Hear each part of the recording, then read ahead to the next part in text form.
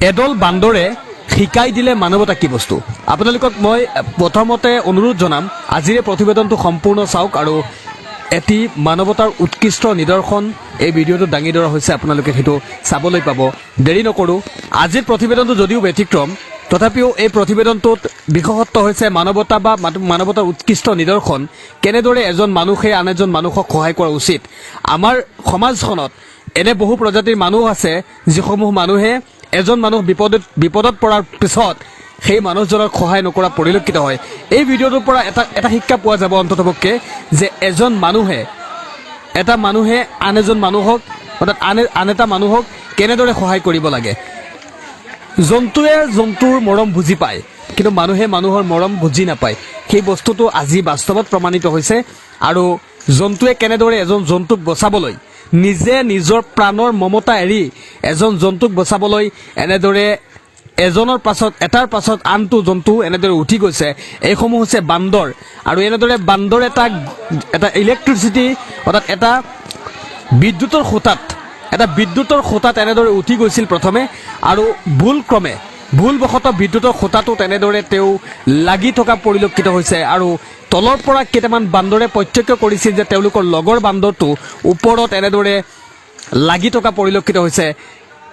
সেইটোক কেনেকৈ বচাব পাৰোঁ, অৰ্থাৎ তেওঁৰ ওচৰলৈ কেনেকৈ যাব পাৰোঁ, কি কৰি আছে সি বান্দৰটোৱে তাতে, সেই ভাবি কেইটামান বান্দৰ এনেদৰে উঠি গৈছে। আমাৰ দৃশ্যত, আমাৰ কেমেৰাত বন্দী হৈছে এইসমূহ দৃশ্য, আপোনালোকে চাওক।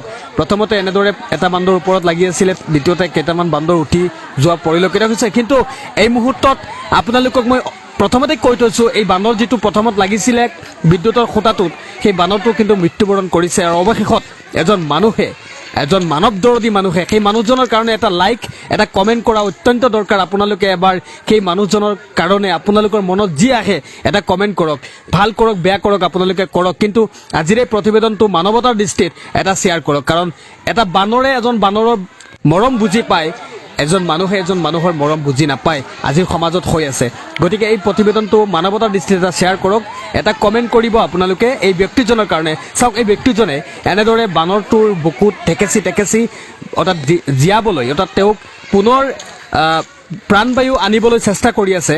কিন্তু বান্দৰটো যেতিয়া বিদ্যুতৰ খুঁটাত লাগি গৈছিল, বিদ্যুতৰ শ্বৰ্ট হৈছিল, আৰু 11 KB বুলি ক'ব লাগিব, 11 KBৰ বিদ্যুতৰ খুঁটাত এনেদৰে শ্বৰ্ট হোৱাৰ পাছত সেই বান্দৰটো অৱশেষত মৃত্যুবৰণ কৰা পৰিলক্ষিত হৈছে। মই পোনপটীয়াভাৱে আপোনালোকক সেই দৃশ্যাংশখিনি দেখুৱাইছোঁ, কিন্তু এই মুহূৰ্তত এই দৃশ্যাংশখিনি ছ'চিয়েল মিডিয়াত খুবেই চৰ্চিত হৈছে। এটা ৰাতিৰ ভিতৰত এই ভিডিঅ'টো প্ৰায় 5 মিলিয়ন মানুহে চাইছে।